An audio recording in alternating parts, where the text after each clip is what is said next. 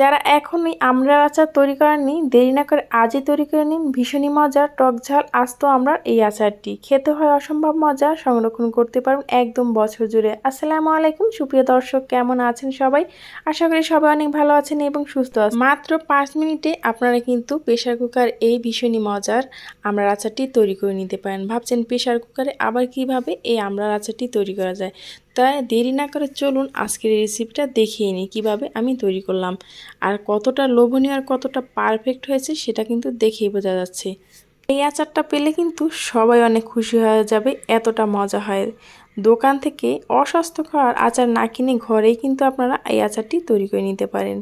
প্রথমে আমড়ার আচারটি তৈরি করার জন্য আমার লাগবে আমড়া। এখানে আমি আমড়াগুলো ভালোভাবে পরিষ্কার করে ধুয়ে কেটে নিচ্ছি।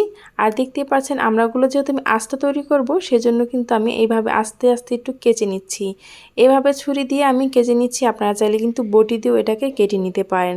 এখন আমি এটাকে একটু মশলা দিয়ে মাখিয়ে নেব। প্রথমে এখানে দিয়ে দিচ্ছি আমি লবণ, তারপরে এখানে দিয়ে দিচ্ছি হলুদ গুঁড়ো এবং মরিচ গুঁড়ো। আপনারা যদি মরিচটা বেশি খেতে পছন্দ করেন তাহলে কিন্তু এখানে মরিচের পরিমাণটা একটু বাড়িয়েও দিতে পারেন। আমি যেহেতু একটু টক ঝাল মিষ্টি তৈরি করব সেজন্য এখানে মরিচের পরিমাণটা একটু কমিয়ে দিলাম। এখন এটাকে ভালোভাবে ঝাঁকিয়ে আমি রেস্টে রেখে দেব 20 মিনিটের জন্য। 20 মিনিট রাখলে লবণ এবং মরিচটা খুব সুন্দরভাবে এটার ভিতরে ঢুকে যাবে। তারপর আমি এখানে নিয়ে নিলাম একটা প্রেশার কুকার। প্রেশার কুকারে আমি দিয়ে দিলাম 1 কাপ পরিমাণ পানি। তার ভিতরে দিয়ে দিচ্ছি আমি 1 কাপ পরিমাণ চিনি দিয়ে একটু ভালোভাবে একটু নেড়েচেড়ে মিশিয়ে দিচ্ছি। তারপর আমি যেই আমড়াটাকে ম্যারিনেট করে রেখেছিলাম সেটা কিন্তু এর ভিতরে দিয়ে দিচ্ছি। এটাতে কিন্তু খুব সহজে আমড়াটা সেদ্ধ হয়ে যাবে এবং ভেতর পর্যন্ত সেদ্ধ হবে। দেখা যায় চুলায় রান্না করতে গেলে অনেকটা সময় লাগবে, আর এরকম প্রেশার কুকার থাকলে কিন্তু খুব সহজে আপনি আচারটি তৈরি করে নিতে পারেন। এখন প্রেশার কুকারের ঢাকনাটা লাগিয়ে আমি 4টা সিটি দিয়ে নেব। 4টা সিটি দেওয়ার কারণে কিন্তু এই আমড়াটা একদম খুব সুন্দরভাবে এটা সেদ্ধ হয়ে যাবে। যখন খুব সুন্দরভাবে সেদ্ধ হয়ে যাবে তখন কিন্তু এটাকে আচার বানাতে আরও বেশি ভালো হয়, সহজ হয়। এখন আমি ঠান্ডা হওয়ার পর এই প্রেশার কুকারটাকে ছাড়িয়ে নিচ্ছি। আর প্রেশার কুকারে যদি আপনি এই আমড়াটা সেদ্ধ করেন তাহলে কিন্তু এর কালারটা অনেকটা সুন্দর আসে। দেখুন এর কালারটা কতটা সুন্দর আর কতটা পারফেক্টভাবে সেদ্ধ হয়েছে। এই তো এখন আমি এটাকে একটা সাইডে রেখে দেব।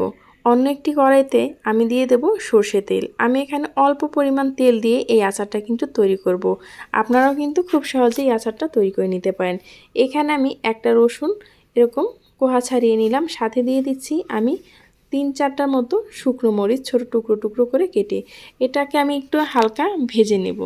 যখন হালকা ভাজা হয়ে যাবে তখন আমি এর ভেতরে দিয়ে দিচ্ছি পাঁচফোড়ন। পাঁচফোড়নটা দিয়ে ভালোভাবে একটু নেড়েচেড়ে মিশিয়ে নিচ্ছি। খুব সুন্দর একটা ঘ্রাণ বের হলে এর ভেতর আমি দিয়ে দিচ্ছি সেদ্ধ করা আমড়াগুলো। এখন এটাকে দিয়ে ভালোভাবে নেড়েচেড়ে এই পানিটা শুকানো পর্যন্ত অপেক্ষা করব। যতক্ষণ না পর্যন্ত পানিটা শুকিয়ে যাবে ততক্ষণ পর্যন্ত এটাকে আমি নেড়েচেড়ে মিশিয়ে নেব। একটু ঢাকনা দিয়ে ঢেকে আমি এটাকে রান্না করে নিচ্ছি। যেহেতু এটা সেদ্ধ করা হয়ে গেছে এখন আর বেশি ঢাকনা দিয়ে ঢাকার কোনো প্রয়োজন নেই। এখন এভাবে নেড়ে চেড়ে শুধু পানিটাকে টানিয়ে নেব যতক্ষণ না পর্যন্ত এই পানিটা টেনে যায়। এই পর্যায়ে এসে এখনও যারা লাইক দেননি প্লিজ একটি লাইক দিয়ে ভিডিওটা কন্টিনিউ করবেন। এখন আমি এর ভেতরে দিয়ে দেব ভাজা পাঁচফোড়নের গুঁড়ো 1 চামচের মতো। আমি এখানে বাজার থেকে কেনা পাঁচফোড়নটা আছে সেটাই এখানে ব্যবহার করলাম, আপনারা চাইলে বাসাও তৈরি করে নিতে পারেন। এখন আমি নেড়ে চেড়ে পানিটাকে শুকিয়ে নেব।